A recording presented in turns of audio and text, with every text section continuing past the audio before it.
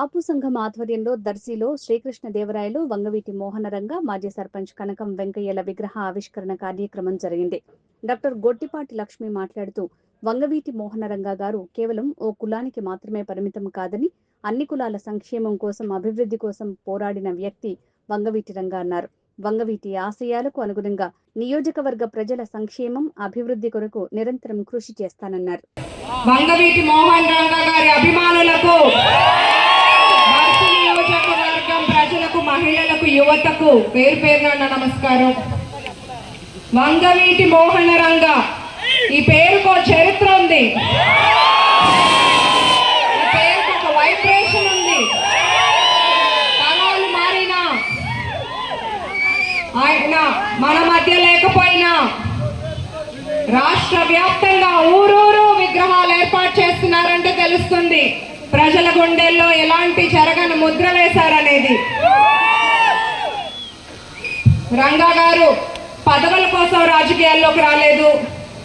కులం చూడకుండా, ప్రాంతం చూడకుండా పేదల గొంతుకగా మారడానికి వచ్చారు రాజకీయాల్లోకి.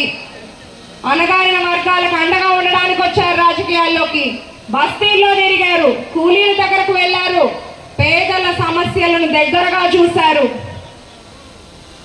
అలాంటి రంగా గారు ఆశయాలను ముందుకు తీసుకెళ్తూ మన వంగవీటి రాధా అన్న నిస్వార్థంగా తనదైన శైలిలో ప్రజలతో నిత్యం ఉంటూ పనిచేస్తున్నారు.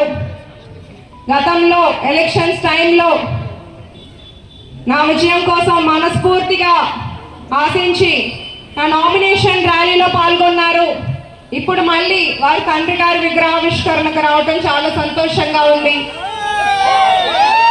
జోహార్ మోహన్ రంగ గారు. అలాగే శ్రీకృష్ణదేవరాయలు గారు ఒక రాజు ధర్మాన్ని పాటిస్తే ధర్మం రాజుని కాపాడుతుంది అని నమ్మే నాయకుడు. యుద్ధంలో ఎంత వీరత్వం చూపించినా ప్రజల కష్టాలను తన కష్టాలుగా చూస్తూ ప్రజా రాజుగా గౌరవించబడ్డారు. వాళ్ళు ఒకటే పాటించారు, శక్తి ఉండాలి కానీ దానికి ధర్మం ఉండాలి, నాయకత్వం ఉండాలి కానీ అది వినయంతో ఉండాలి, విజయం ఉండాలి కానీ అది ప్రజా శ్రేయస్సు కోసం ఉండాలి అని.